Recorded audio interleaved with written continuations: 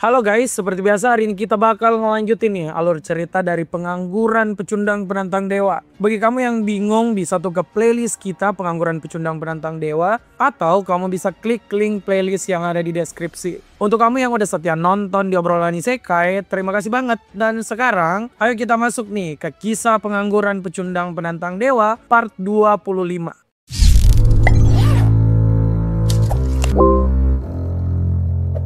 Di video sebelumnya, Han Sung-yeon sudah menyelesaikan lantai 17 dari Tower of Trials. Dia mendapat pencerahan dan akhirnya mendapatkan divinity miliknya sendiri. Secara resmi, Han Sung-yeon tuh diakui oleh Menara sebagai penantang yang akan mencapai status sebagai Transcendence Being atau makhluk yang melampaui batasan. Han Sung-yeon yang masuk di ruang tunggu lantai 18 kemudian dikagetkan dengan notifikasi kalau sudah ada 1000 penantang yang menyelesaikan lantai 15. Untuk merayakan hal tersebut, sekarang labirin muncul di berbagai dimensi sebagai bentuk event dari Tower of Trials. Labirin ini diakui sebagai salah satu ajang pertarungan antar dimensi.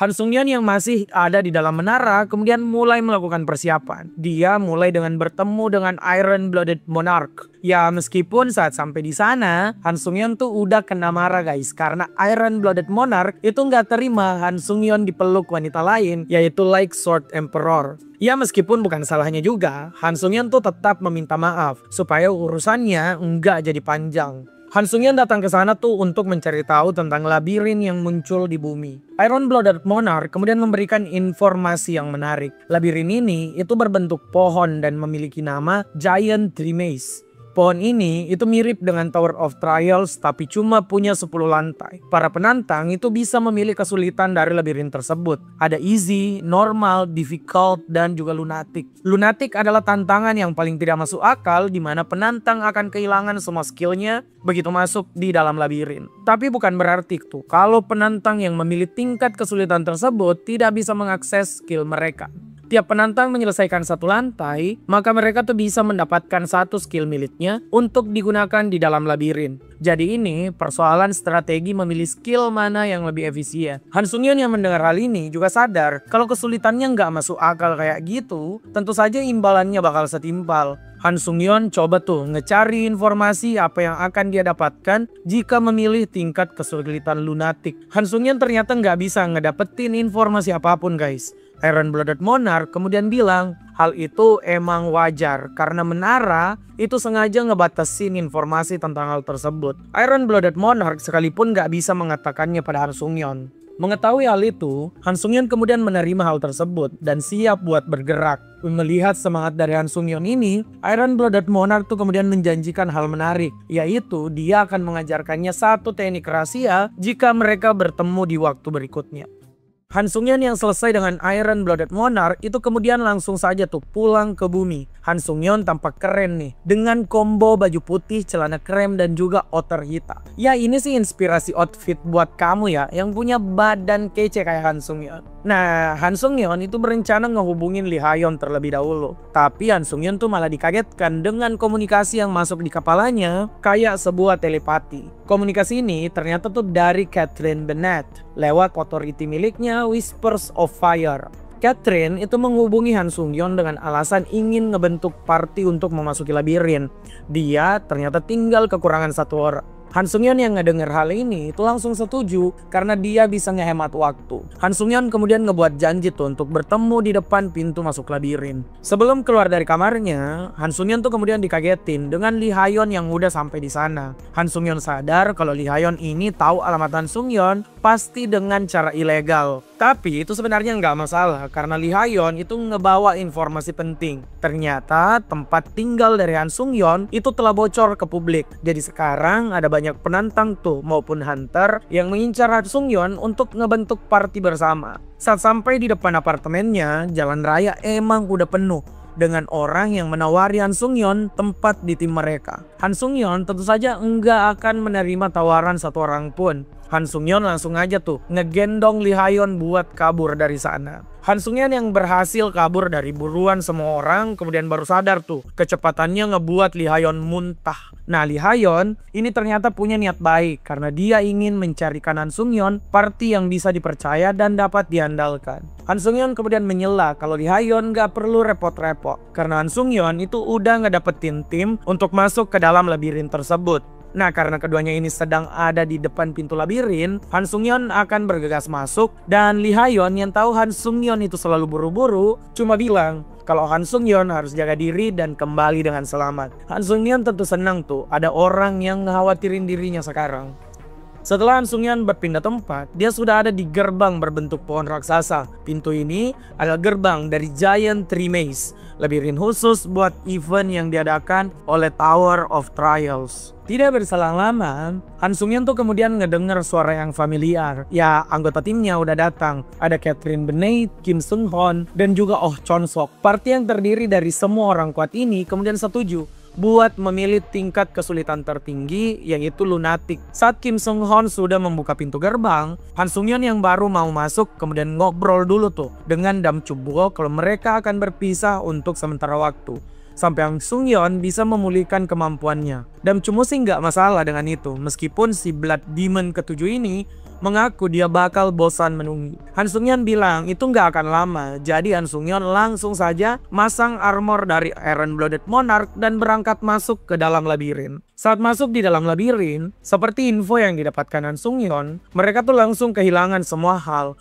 mulai dari skill, authority, apalagi divine power. Bahkan stat mereka itu dikurangin dan cuma mentok 10 poin doang. Bekal yang diberikan menara cuma satu, yaitu senjata dasar untuk mereka gunakan. Kim Seung-hon dan Oh Chon-sok tuh sampai merasa kalau tantangan ini bakal nggak masuk akal. Tapi ada hal yang aneh pada Han Sung-yeon. Divinity bernama Against God Wills itu malah bisa aktif. Karena Divinity ini, beberapa skill Han Sung-yeon yang harusnya tersegel itu malah bisa dipulihkan guys. Dengan begini Han Sung-yeon tuh udah tahu kalau trial ini dia bisa ngegendong semua anggota timnya. Han Sung-yeon yang mendapat akses pada beberapa skillnya itu beneran ngegendong party tersebut. Saat semua orang kesulitan mengalahkan satu goblin, Han Sung-yeon malah meratakan 4 goblin dengan mudah menggunakan tangan kosong. Bagi Han Sung-yeon, hal ini tuh jadi menyenangkan karena dia ternyata bisa ngecoba martial arts like Sword Emperor saat skillnya dibatasi. Bagi tim Han Sung-yeon, semuanya tentu senang Han Sung-yeon berada di tim mereka. Namun Catherine bilang Han Sung-yeon itu terlalu bersemangat, jadi harus ngebiarin mereka juga untuk ikut bertarung di lain waktu. Han Sung-yeon menanggapinya dengan sangat santai. Saat berjalan masuk lebih dalam di labirin, mereka semua tuh menemukan sebuah ruangan tersembunyi.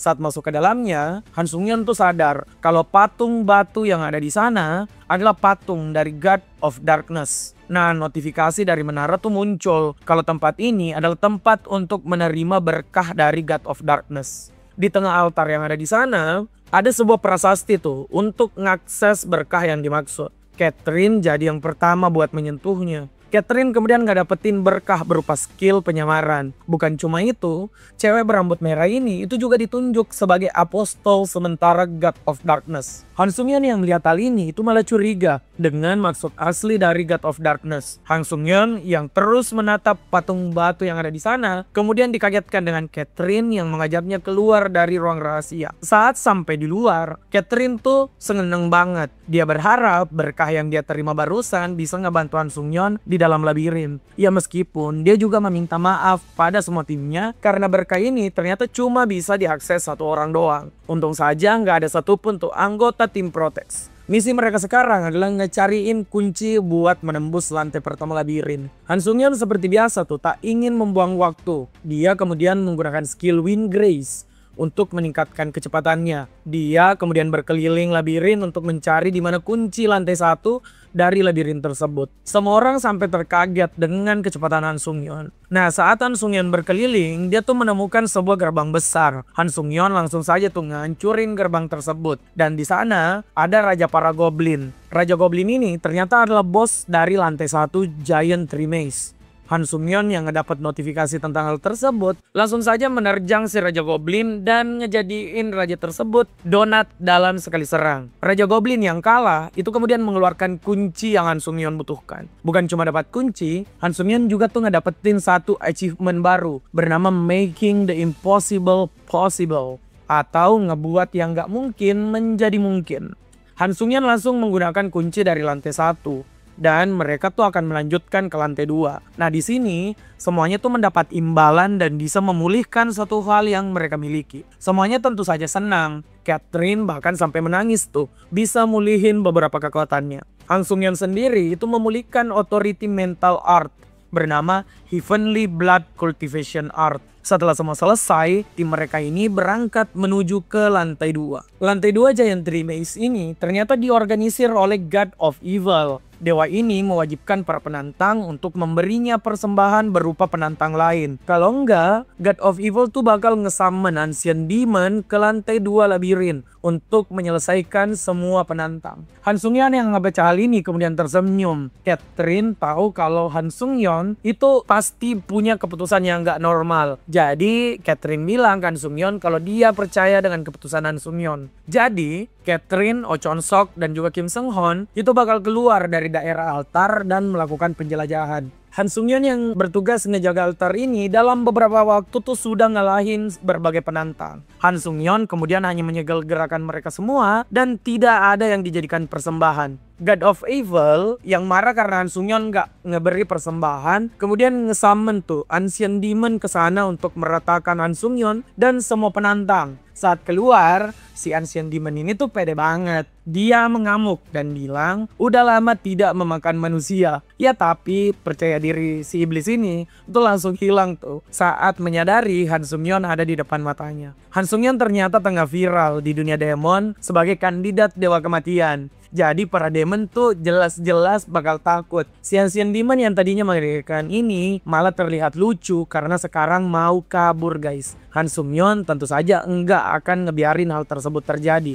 Setelah bertemu dengan Han Sung-yeon, si Ancient Demon ini kemudian diwawancarai. Dan Han Sung-yeon tuh ngemintain artifak yang bisa dia gunakan. Han Sung-yeon kemudian dapat 2 artifak. Pertama itu Mask of Despair yang bisa ngebuat hantu takut padanya. Kemudian ada juga Moon Sword, sebuah pedang yang bisa memberi buff peningkatan stat. Setelah ngeberi Han Sung-yeon artifak berharga, si demon ini ngeminta izin pada Han Sung-yeon buat menyelesaikan penantang lain supaya dia tidak kena masalah dengan God of Evil. Han Sung-yeon kemudian mengizinkan demon tersebut buat memakan penantang lain tuh. Si demon ini tertawa terbahak-bahak mendengar teriakan panik dari para penantang. Sayang belum sempat memakan satupun penantang, demon ini malah diserang oleh Han Sung-yeon. Si demon jelas marah tuh dan melakukan serangan balik. Tapi itu jelas nggak guna guys. Han Sung-yeon langsung melakukan beberapa serangan berikutnya. Dan dengan mudah si demon ini dikirim kembali ke neraka. Notifikasi pun muncul kalau lantai 2 dari Giant Tree Maze itu sudah diselesaikan. Beberapa saat kemudian tim Han Sung-yeon tuh udah muncul guys. Mereka kaget dengan bekas pertarungan yang udah terjadi.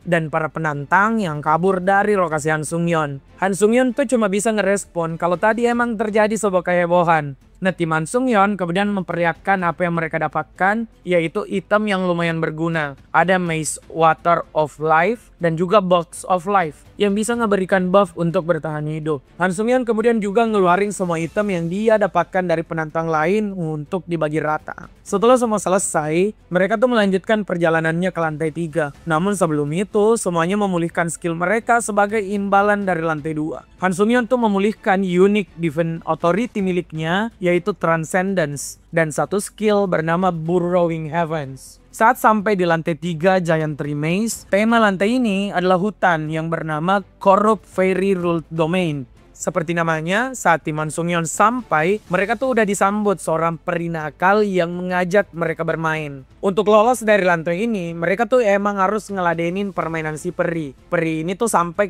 tertawa terbahak-bahak, membayangkan hal nakal apa yang bisa dia lakukan. Tapi ketawa si peri ini tuh tiba-tiba hilang saat dia menyadari kalau Han Sung-yeon ada di belakangnya. Dengan skill King of 10,000 Demon, orang Han Sung-yeon tuh berhasil ngebuat si peri kena keringat dingin dan langsung lengah. Han Sung-yeon langsung saja ngegetok kepala si peri dan mengejutkan semua orang. Beberapa saat kemudian, si peri tadi tuh kemudian bangun dan udah terikat. Dia tentu saja marah dan menyuruh Han Sung-yeon buat ngelepasin dirinya. Han Sung-yeon tuh malas basa-basi guys dan bilang dia akan membalas kenakalan si peri kalau peri ini banyak tingkah. Saat Han Sung-yeon ngejentikin jarinya ke pohon, dia langsung menebang pohon tersebut. Kebayang nggak gimana rasanya jadi peri nakal tadi? Kalau pohon aja meledak kena jentik tangan Han Sung-yeon, gimana tuh kalau kepala si peri yang kena jentikan tangan? Han Sung-yeon kemudian bilang dia akan ngeberi peri ini satu kesempatan untuk selamat. Kalau si peri